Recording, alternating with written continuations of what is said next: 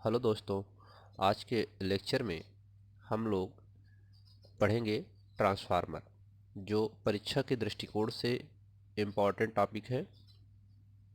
तो ट्रांसफार्मर, इसके पहले हम लोग पहले वाले चैप्टर में अन्योन प्रेरण के बारे में पढ़ चुके हैं।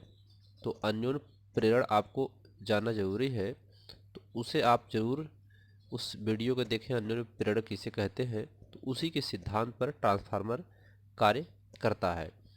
तो ट्रांसफार्मर अन्योन प्रेरण के सिद्धांत पर आधारित वह उपकरण जो एसी यानी प्रत्यावर्ती वोल्टेज को परिवर्तित करता है, उसे ट्रांसफार्मर कहते हैं। यानी ट्रांसफार्मर क्या करता है, किस सिद्धांत पर? अन्योन प्रेरण के सिद्धांत पर आधारित होता है और यह प्रत्यावर्ती वोल्टेज को परिवर्तित करता है, जिसे हम ट्रांसफार्मर कहते हैं। ट्रांसफार्मर मुख्यतः दो प्रकार के होते हैं। नंबर एक, ऊंचाई ट्रांसफार्मर, और दूसरा होता है अपचाई ट्रांसफार्मर। ऊंचाई ट्रांसफार्मर, यह ट्रांसफार्मर निम्न लो एसी वोल्टेज को उच्च एसी वोल्टेज में बदलता है। यानी यह ट्रांसफार्मर लो करंट को अगर पाएगा तो वह उसको हाई करंट में उसको बदलता है। ठीक है। तो ऊंचाई ट्रांसफार्मर हाई वोल्टेज को लो वोल्टेज में बदलता है। ठीक है। अर्थात यह प्रत्यावर्ती जो हाई वोल्टेज आती है, लो वोल्टेज आती है, उसको हाई वोल्टेज में कन्वर्ट करता है। ठीक है। अब इसके बाद अपचाई ट्रांसफार्मर, यह ट्रांसफार्मर उच्च प्रत्यावर्ती वोल्टेज यानी एसी वोल्टेज को निम्न एसी वोल्टेज में बदलता है। अब जो अपचाई ट्रांसफार्मर होता है, यह हाई वोल्टेज जो आता है उसको लो वोल्टेज में करता है। ये ऊंचाई लो वोल्टेज से हाई वोल्टेज, और यह अपचाई जो होता है यह उच्च वोल्टेज से यानी हाई वोल्टेज से लो वोल्टेज में बदलता है। इसकी रचना यानी बनावट देखते हैं कैसी होती है। ये ट्रांसफार्मर है पूरा, जो एक पतली पतली इसमें प्लेट लगाई जाती है, उसके बनाए जाते हैं, जिसका कच्चा लोहा या सिलिकॉन स्टील का बना होता है। इसमें यह पटलित क्रोड होती है। ये प्राथमिक कुंडली और ये द्वितीय कुंडली होती है। इधर से धारा इनपुट होती है, इधर से धारा आउटपुट होती है। तो ये ट्रांसफार्मर की सैद्धांतिक रचना है। ठीक है। ये जो ट्रांसफार्मर होता है वह इसका सैद्धांतिक फिगर है। इसे कच्चे लोहे या सिलिकॉन स्टील की पृथक्कृत पत्तियों से, अलग अलग पत्तियों से बनाकर एक आयताकार क्रोड में बनाया जाता है। ठीक है। कच्चा लोहा या स्टील सिल या सिलिकॉन स्टील दोनों लौह चुंबकीय पदार्थ होते हैं। यानी कच्चा लोहा जो होता है और सिलिकॉन स्टील, ये दोनों लौह चुंबकीय पदार्थ होते हैं।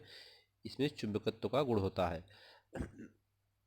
ये ये जो होते हैं लौह चुंबकीय लौह या सिलिकॉन स्टील, जिसके भी ये बने होते हैं, पत्तियां बनी होती हैं, ये चुंबकीय बल रेखाओं को केंद्रित करके ऊर्जा के क्षय को कम करती है, यानी ऊर्जा को रोकती हैं, उसकी ऊर्जा को क्षय नहीं होने देती हैं। इसके अलावा क्रोड में उत्पन्न भंवर धाराओं को, इसमें जो लौह क्रोड में उत्पन्न भंवर धाराएं होती हैं, इस पट्टित लौह क्रोड में उत्पन्न जो भंवर धाराएं होती हैं, जब इसमें इनपुट धारा आती है तो ये उसकी भंवर धाराओं के प्रभाव को कम करने के उद्देश्य से इसे पटलित बनाया जाता है। ठीक है।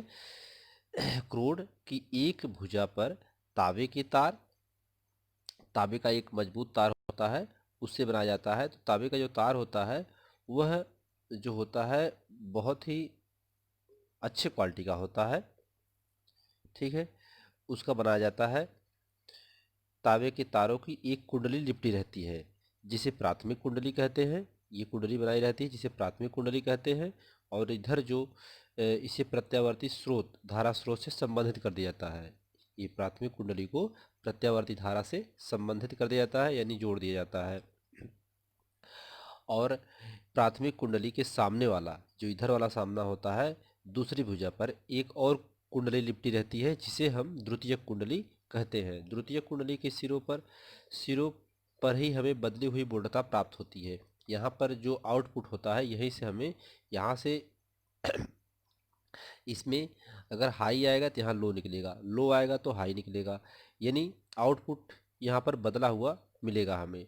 ठीक है, ये द्वितीयक कुंडली में फेरों की संख्या प्राथमिक के फेरों की संख्या से अधिक है, यानी इसकी संख्या अगर इससे अधिक है तो यहाँ पर ट्रांसफार्मर ऊंचाई होगा, और यदि इसकी द्वितीयक में फेरों की संख्या प्राथमिक के फेरों की संख्या से कम है तो यह अपसाइड ट्रांसफार्मर कहलाएगा। ठीक है, एक बार और समझिए इसको, यानी ऊंचाई और अपसाइड ट्रांसफार्मर कब होगा कि जब द्वितीयक कुंडली में, ये द्वितीयक कुंडली है, द्वितीयक कुंडली में फेरों की संख्या प्राथमिक प्राथमिक में, ये प्राथमिक है, प्राथमिक में फेरों की संख्या से अधिक है तो ट्रांसफार्मर क्या होगा, ऊंचाई होगा। और ये द्वितीयक में फेरों की संख्या प्राथमिक के फेरों की संख्या से कम है तो यह ट्रांसफार्मर अपचाई ट्रांसफार्मर होगा। ठीक है, उसी फिगर को आप यहाँ समझ सकते हैं कि यहाँ पर इसमें प्राथमिक में धारा आ रही है। ठीक है, यहाँ पर निर्गत धारा, द्वितीय कुंडली में निर्गत धारा हो रही है, वही यहाँ पर भी दिखाया गया आपको कि अलग अलग करके बनाया गया ऊंचाई ट्रांसफार्मर, अपचाई ट्रांसफार्मर। तो आपको बताया गया कि ये द्वितीय कुंडली में फेरों की संख्या, ये द्वितीय कुंडली है और ये प्राथमिक है, तो द्वितीय कुंडली की फेरों की संख्या अधिक और प्राथमिक की कम होगी तो यह ऊंचाई ट्रांसफार्मर होगा। और यदि प्राथमिक की संख्या द्वितीयक से अधिक हो जाएगी तो वह क्या हो जाएगी, अपचाई ट्रांसफार्मर हो जाएगा। ठीक है, तो ये फिगर उसका यहाँ पे आपको बना के दिखाया गया है, आप इस फिगर से पूरा देख सकते हैं। यहाँ पे ये आपका ऊंचाई ट्रांसफार्मर और ये अपचाई और ऊंचाई ट्रांसफार्मर यहाँ पर अलग अलग करके दिखाया गया है। तो यहाँ पे प्राथमिक कुंडली में फेरों की संख्या अधिक, तृतीयक में कम, तो इसलिए ये अपचाई ट्रांसफार्मर, और प्राथमिक में यहाँ फेरों की संख्या कम और द्वितीयक में अधिक, तो इसे ऊंचाई ट्रांसफार्मर हुआ। ये बीच में क्रोड लगे हुए हैं, जो ये क्रोड यहाँ पर बनाया गया है वही चीज़ यहाँ पे अलग करके दिखाया गया। ये एसी मेंस है जहाँ पर निर्गत इनपुट होती है प्राथमिक कुंडली से और यहाँ आउटपुट होती है दूसरे द्वितीय कुंडली से। ठीक है, और ये पूरा आपका फिगर है, रचना है ट्रांसफार्मर की। तो आगे देखते हैं अब ऊंचाई ट्रांसफार्मर जो होता है, यदि ऊंचाई ट्रांसफार्मर में अब यदि द्वितीय कुंडली में प्राथमिक कुंडली की अपेक्षा अधिक वोल्टता उत्पन्न करना चाहते हैं, यानी प्राथमिक से द्वितीयक में अधिक वोल्टता आप उत्पन्न करना चाहते हैं, तो हमें द्वितीयक कुंडली में फेरों की संख्या प्राथमिक कुंडली की अपेक्षा अधिक रखनी होगी, तब इसमें जाकर के हमें अधिक वोल्टता उत्पन्न करेगा ये द्वितीयक। ठीक है, यानी ऊंचाई ट्रांसफार्मर यदि द्वितीयक कुंडली में प्राथमिक कुंडली की अपेक्षा अधिक वोल्टता उत्पन्न करना चाहते हैं तो हमें द्वितीयक कुंडली में फेरों की संख्या प्राथमिक की अपेक्षा अधिक रखनी होगी, तब यहाँ से हम लोग अधिक वोल्टता प्राप्त कर लेंगे। ठीक है, अब इसमें जो प्राथमिक कुंडली होती है, प्राथमिक कुंडली को यानी कहने का मतलब कि B S is greater than V P या N S is greater than N P. अब देखिए यहाँ पर वी एस और वी पी क्या है, पी एस जो है प्राथमिक कुंडली, यानी बी एस जो है द्वितीय कुंडली में उत्पन्न प्रेरित वोल्टता, और बी पी प्राथमिक कुंडली में उत्पन्न प्रेरित वोल्टता, एस फॉर सेकेंडरी और पी फॉर प्राइमरी। तो वोल्टता ये सेकेंडरी यानी द्वितीयक कुंडली की वोल्टता ज़्यादा होगी प्राथमिक कुंडली की वोल्टता से, तभी हमें प्राप्त होगा कब, जब एन फॉर नंबर यानी प्राथमिक कुंडली और द्वितीयक कुंडली, तो द्वितीयक कुंडली की फेरों की संख्या और प्राथमिक कुंडली की फेरों की संख्या, एन क्या है, नंबर ऑफ उसका जो तार जो लपेटा गया कुंडली, तो ये प्राथमिक, ये द्वितीयक कुंडली में फेरों की संख्या और ये प्राथमिक कुंडली में फेरों की संख्या, यानी जब द्वितीयक में फेरों की संख्या अधिक होगी प्राथमिक से तो उसकी वोल्टता अधिक प्राप्त होगी द्वितीयक से प्राथमिक की अपेक्षा। ठीक है, तो हम द्वितीयक में अधिक बोल्डता प्राप्त कर लेंगे। ठीक, इसी प्रकार से जो अपचायी ट्रांसफार्मर है, अपचायी ट्रांसफार्मर के लिए अपचायी ट्रांसफार्मर द्वितीयक, इसमें जो होता है द्वितीयक कुंडली में निम्न वोल्टता प्राप्त करने के लिए हमें क्या करना होगा, इसकी संख्या ज़्यादा रखनी होगी कुंडली की और इसकी कम रखनी होगी, तो हमें ज़्यादा प्राप्त हो जाएगा। तो इसके लिए आप लिख सकते हैं B S is less than B P और N S is less than N P, यानी एन पी, यानी आप यहाँ पे क्या कर सकते हैं अब कि प्राथमिक जो कुंडली है उसकी वोल्टता अधिक होगी द्वितीयक से। कैसे? जब इसकी फेरों की संख्या ज़्यादा होगी प्राथमिक की, किससे? द्वितीयक कुंडली से, तो हम इससे अधिक वोल्टता प्राप्त कर सकते हैं। ठीक है, तो ये है, आपको यहाँ पे समझ में आ गया होगा। अब इसमें आपको रचना में लिखना क्या है? रचना में आपको लिखना है कि इसमें कच्चे लोहे या सिलिकॉन स्टील की पृथक्कृत पत्तियों से बना एक आयताकार क्रोड होता है। कच्चा लोहा या सिलिकॉन स्टील दोनों लौह चुंबकीय पदार्थ होते हैं, अतः ये चुंबकीय बल रेखाओं को केंद्रित करके ऊर्जा के क्षय को कम करते हैं। इसके अलावा क्रोड में उत्पन्न भंवर धाराओं के प्रभाव को कम करने के उद्देश्य से इसे पटलित बनाया जाता है। ठीक है, इसे हम आपको पूरा बता चुके हैं। और लिखना कैसे लिखना है, जो आपको यही लिखना है, क्रोड की एक भुजा पर तांबे के तारों की एक कुंडली लिपटी रहती है जिसे प्राथमिक कुंडली कहते हैं। इसे प्रत्यावर्ती धारा से जोड़ दिया जाता है। प्राथमिक कुंडली के सामने वाली दूसरी भुजा पर एक और कुंडली लिपटी रहती है जिसे द्वितीयक कुंडली कहते हैं। द्वितीयक कुंडली के सिरों पर ही हमें बदली हुई वोल्टता प्राप्त होती है। यदि द्वितीयक कुंडली में फेरों की संख्या प्राथमिक में फेरों की संख्या से अधिक है, यानी N S is greater than N P, ठीक है, तो ट्रांसफार्मर ऊंचाई होगा। और यदि द्वितीयक में फेरों की संख्या प्राथमिक के फेरों की संख्या से कम है, तो N S is less than N P, तो ट्रांसफार्मर उपचाई होगा। ठीक है, तो ये आपको पहले से बताया जा चुका है, यहाँ पे आपको इसे लिखना है। इसकी कार्यविधि देख लेते हैं। माना प्राथमिक एवं द्वितीयक कुंडली में फेरों की संख्या एन पी तथा एन एस है। ठीक है, उसमें फेरों की संख्या एन पी और एन एस है। ठीक, जिस एसी वोल्टेज को परिवर्तित करना होता है उसे प्राथमिक कुंडली के सिरों पर जोड़ देते हैं। अन्योन प्रेरण के कारण प्राथमिक कुंडली की चुंबकीय बल रेखाएं द्वितीय कुंडली से होकर जाती हैं। अन्योन प्रेरण के सिद्धांत, यानी अन्योन प्रेरण का सिद्धांत होता है, उसके कारण जो है कि ये जो चुंबकीय बल रेखाएं होती हैं वो प्राथमिक से होकर के द्वितीय कुंडली से गुजर जाती हैं। यदि समयांतराल डेल्टा टी में कुंडलियों में फ्लक्स परिवर्तन डेल्टा फाई हो, तो डेल्टा सी समय में डेल्टा फाई परिवर्तन हो जाए तो प्राथमिक कुंडली में प्रेरित विद्युत वाहक बल, ठीक है, ये धारा परिवर्तन के कारण प्राथमिक कुंडली में फ्लक्स परिवर्तन की दर जो है वो delta phi upon delta t होगा। तो ई पी विद्युत वाहक बल ई पी यानी प्राथमिक कुंडली के लिए है, तो ई पी बराबर माइनस एन पी, ये हम लोग पीछे फार्मूला पढ़ चुके हैं। तो यहाँ पर N P del phi upon del t, जहाँ ई पी प्राथमिक कुंडली में प्रेरित विद्युत वाहक बल और एन पी प्राथमिक कुंडली में फेरों की संख्या, नंबर ऑफ, ये प्राइमरी है, ये प्राथमिक कुंडली है, पी फॉर प्राइमरी प्राथमिक यानी, और एन से नंबर ऑफ तार को जो लपेटे गए उनके फेरों की संख्या। तो यहाँ पर ये आपका ई पी बराबर माइनस एन पी और del phi upon del t, समीकरण नंबर 1 इसको मान लेते हैं। ठीक है, अब इसके बाद द्वितीयक कुंडली में उत्पन्न प्रेरित विद्युत वाहक बल ई एस सेकेंडरी, तो यहाँ पर विद्युत वाहक बल ई एस हो जाएगा, तथा फेरों की संख्या एन एस हो तो ई एस बराबर minus N S del phi upon del t, समीकरण नंबर 2।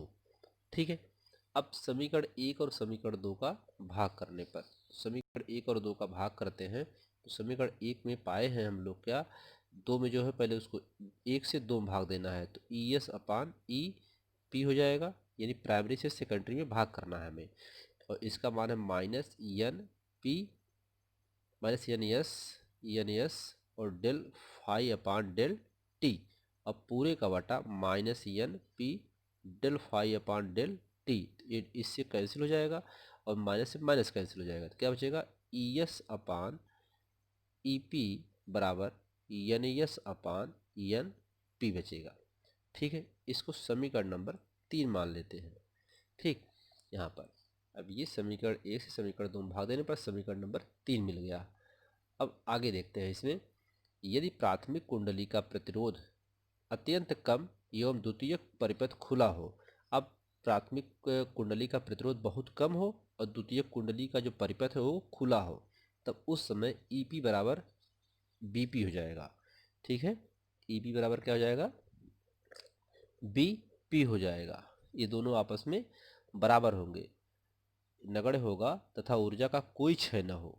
यदि प्राथमिक कुंडली से करें, मतलब यदि प्राथमिक कुंडली ईपी बराबर बीपी तथा ईएस बराबर वीएस, इसका मतलब क्या हो रहा है, इसका मतलब ये है कि यदि प्राथमिक कुंडली का प्रतिरोध नगण्य हो तथा ऊर्जा का कोई क्षय न हो, तो प्राथमिक कुंडली में उत्पन्न प्रेरित विद्युत वाहक बल का मान ईपी प्राथमिक कुंडली में लगाए गए विभवांतर बीपी के बराबर होगा।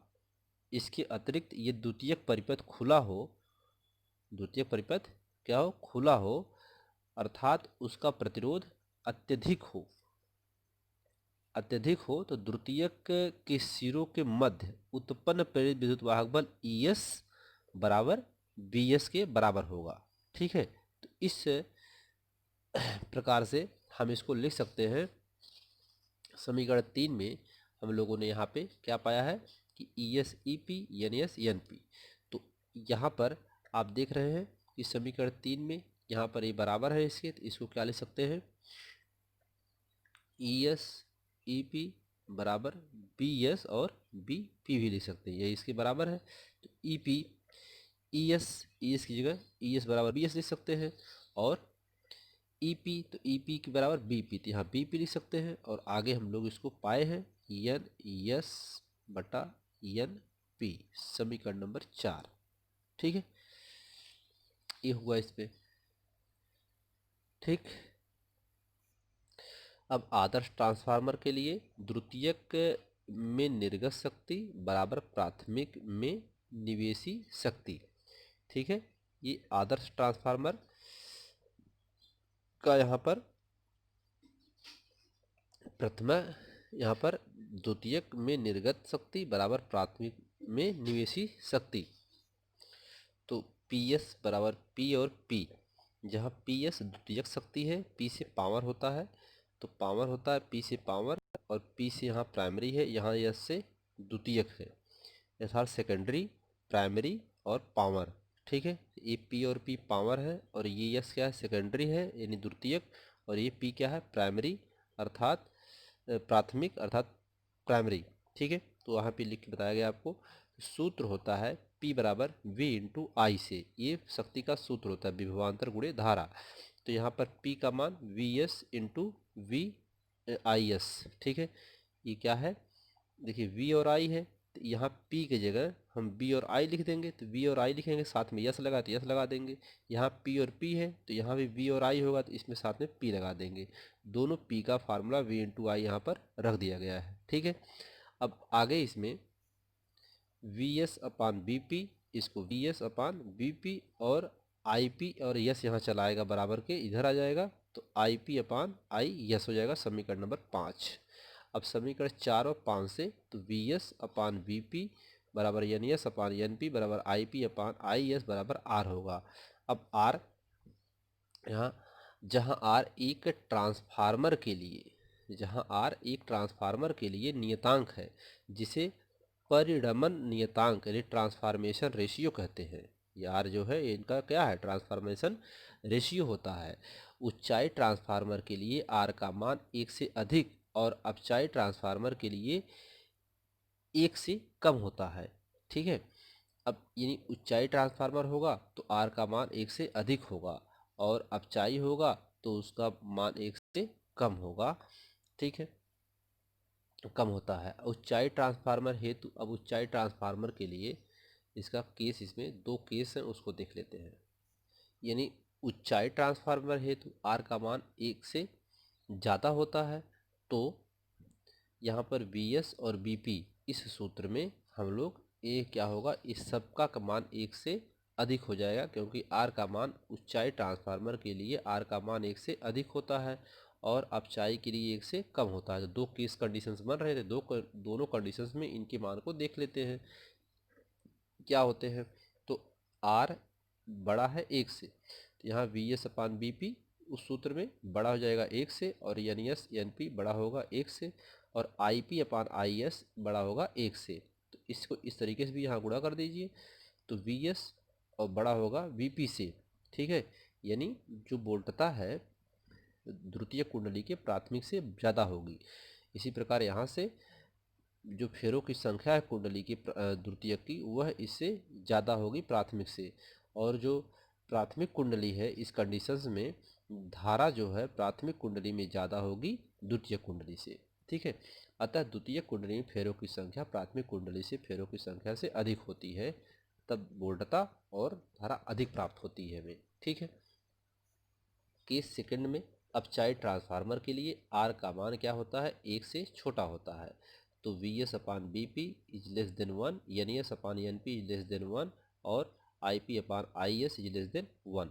यहाँ पर इसका इसमें गुणा कर दीजिए, तो B S is less than B P और N S is less than N P, I P is less than, यहाँ गुणा करेंगे तो आई एस आ जाएगा। अब बी एस यानी द्वितीय कुंडली का जो वोल्टता है वह प्राथमिक से कम होगा। यहाँ फेरों की संख्या भी द्वितीयक की प्राथमिक से कम होगी और धारा प्राथमिक की द्वितीयक से कम होगी। ठीक है, तो अर्थात प्राथमिक कुंडली में फेरों की संख्या द्वितीयक कुंडली से अधिक होगी, तभी जा कर के ये यहाँ पर वोल्टता अधिक प्राप्त होगी इसकी।